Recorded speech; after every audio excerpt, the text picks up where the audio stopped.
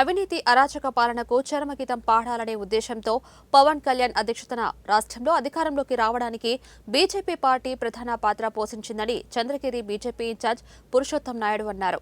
రాష్ట్ర అభివృద్ధిపై ఎన్నికల తర్వాత తమ నియోజకవర్గ పరిస్థితుల్లో పురోగతిని చూడాలంటున్న బీజేపీ ఇన్ఛార్జ్ పురుషోత్తం నాయుడుతో మా ప్రతినిధి Shyam face to face. YCP పాలన అనంతరం రాష్ట్రంలో ఒక విధమైనటువంటి మార్పు రావాలనే ఉద్దేశంతో ఇటు రాష్ట్ర ప్రజలే కాకుండా యావత్తు యువత కూడా కోరుకునే పరిస్థితి. ఇదే సందర్భంలో 2024 ఎన్నికల్లో ఇటు Telugu Desam party, BJP party, Janasena party మూడు పార్టీలు కూడా కూటమిగా ఏర్పడి ఎన్నికల్లో ముందుకు వెళ్ళినటువంటి పరిస్థితి. అదేవిధంగా తమ ఎక్కడైతే తమ నియోజకవర్గాల్లో తమ నాయకులని ఎమ్మెల్యే అభ్యర్థులు ఎన్నుకున్నారో అలాంటి ఎమ్మెల్యే అభ్యర్థులు అందరినీ కూడా ఘన విజయంతో కూటమి ప్రభుత్వాన్ని అధికారంలోకి తేవడం అనేది జరిగింది.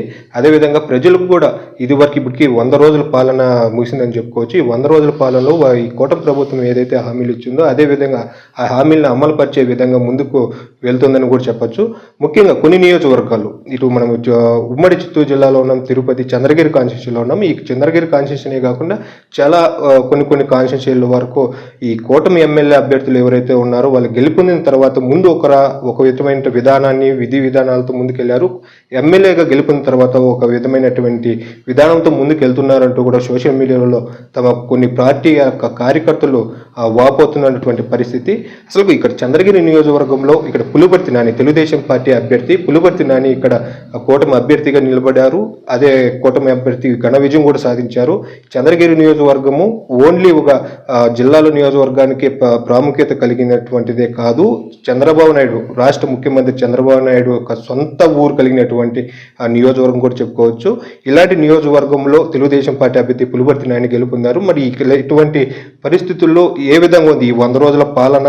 ఈ కూటమి అభ్యర్థి ఎవరైతే ఎమ్మెల్యే ఉన్నారో ఈ చంద్రగిరిలో ఈ ఎమ్మెల్యే పాలన ఏ విధంగా ఉంది? అలాగే జనసేన పార్టీ, బీజేపీ పార్టీ ఈ యొక్క పార్టీ ముఖ్య నాయకులు కావచ్చు, కార్యకర్తలు కావచ్చు ఎటువంటి సూచనలు ఇస్తూ వాళ్ళని ఏ విధంగా కలుపుకొని వెళ్తున్నారు లేదా కలుపుకొని వెళ్ళడం లేదా? దీని మీద మరింత సమాచారం మనం అడిగి తెలుసుకునే ప్రయత్నం చేద్దాం. ఇక్కడ మనతో పాటు భారతీయ జనతా పార్టీ నాయకుడు, బీజేపీ నాయకులు పురుషోత్తం గారు ఉన్నారు. మరి ఆయన అడిగి తెలుసుకునే ప్రయత్నం చేద్దాం. సార్, సూటిగా ఒక మాట చెప్తాను. ఇప్పుడు రాష్ట్రంలో ఉన్నటువంటి ప్రభుత్వం ఏ పార్టీ ప్రభుత్వం? కూటమి ప్రభుత్వం. అంటే కూటమి ప్రభుత్వం అంటే ఏ విధంగా? కూటమి అంటే గత ఎన్నికల తర్వాత అరాచక పాలన వైసీపీ కొనసాగించింది. ఆ పరిపాలనలో ప్రజలందరూ విసిగిపోయారు. అలాంటప్పుడు ఏదైనా మార్పు రావాలంటే తెలుగుదేశం బలం సరిపోలేదు.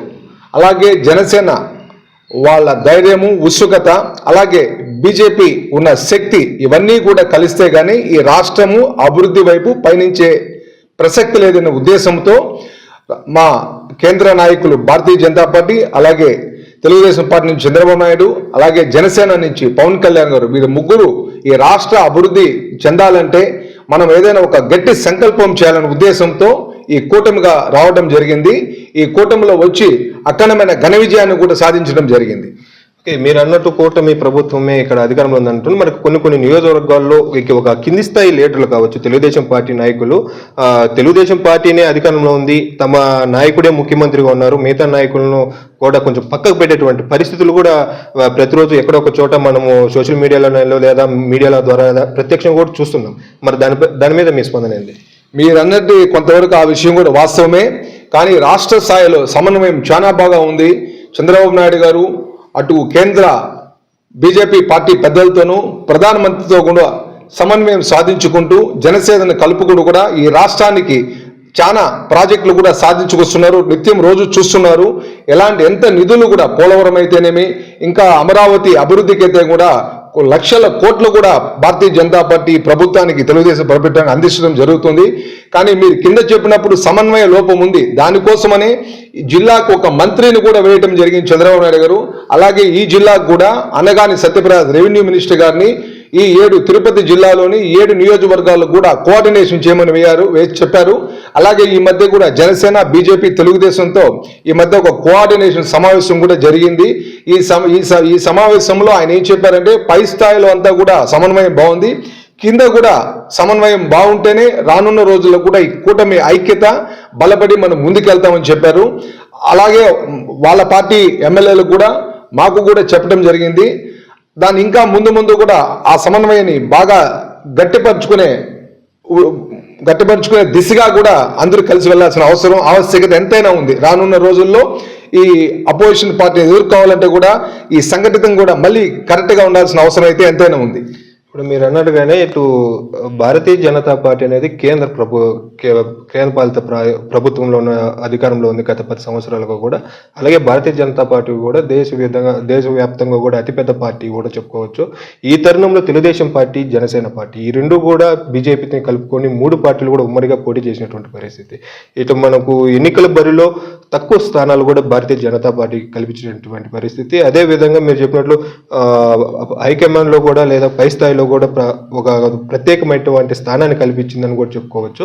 ఇటు జిల్లా లేదా నియోజకవర్గ స్థాయిలో ఈ జిల్లా నియోజకవర్గ స్థాయిలో కూడా చాలా మటుకు భారతీయ జనతా పార్టీ నాయకులు కావచ్చు, కార్యకర్తలు కావచ్చు, ఎవరైతే ఈ ఉమ్మడి అభ్యర్థిగా గెలుపొందారో ఈ జనసేన నాయకులు కావచ్చు లేదా తెలుగుదేశం పార్టీ అభ్యర్థులు కావచ్చు, బీజేపీ పార్టీ వాళ్ళని చాలా చిల్లచూపు చూస్తున్నారు. వాళ్ళు కనీసము అప్పుడు ఎలక్షన్లో వాడుకున్నారే తప్ప ఎలక్షన్ అయిపోయిన తర్వాత ఎటువంటి ప్రాధాన్యత ఇవ్వలేదంటూ కూడా కొంతమంది ప్రధానమైనటువంటి కార్యకర్తలు బాధపడుతున్నట్టు పరిస్థితి. అది కూడా ముఖ్యంగా చంద్రగిరి నియోజకవర్గంలో కూడా. మరి దీన్ని ఏమంటారు? మీ అన్న దాంట్లో కొన్ని నియోజకవర్గాల్లో వాస్తవం అయితే ఉండొచ్చు. మరైతే మా నియోజకవర్గంలో ఎక్కడైతే మా నియోజకవర్గం మా గౌరవ ఎమ్మెల్యే గారు ఒక గ్రూప్ని తయారు చేయడం జరిగింది, జనసేన, బీజేపీ, తెలుగుదేశం అని. ఆ గ్రూప్లో ఆయన రెగ్యులర్గా ఆయన ప్రోగ్రామ్స్ కండక్ట్ చేస్తూ ఉంటారు. ఆ ప్రోగ్రామ్స్ అనే వివరాలు కూడా తెలుపుతూ ఉంటారు. ఆ వివరాలను పట్టుకొని అందుబాటులో ఉన్న ప్రతి మండలంలో కూడా మా కార్యకర్తలు వాళ్ళతో మమేకమై ముందుకెళ్తున్నారు. అలాగే మేము చెప్తే కూడా ఈరోజు కొంత జిల్లా అధికారులు అయితేనేమి, మండల అధికారులు అయితేనేమి, పోలీస్ వ్యవస్థ, రెవెన్యూ కూడా మేము ఏదైనా మంచి కార్యక్రమాలు కూడా వాళ్ళకి ఏదైనా సిఫార్సు చేయడం జరుగుతుంది. వాళ్ళు కూడా మా మాటలను ఆలకిస్తున్నారు. మాకైతే అలాంటి ఇబ్బంది ఏం ప్రస్తుతానికి ఇక్కడ లేదు. ఇటు మండల స్థాయి లేదా గ్రామ స్థాయిలో ఉన్నటువంటి నాయకులు, వైసీపీ నాయకులు కొంతమంది ఎవరైతే చోటా మోటా బిజినెస్ చేసుకుంటా లేదా ఇసుక దందాలు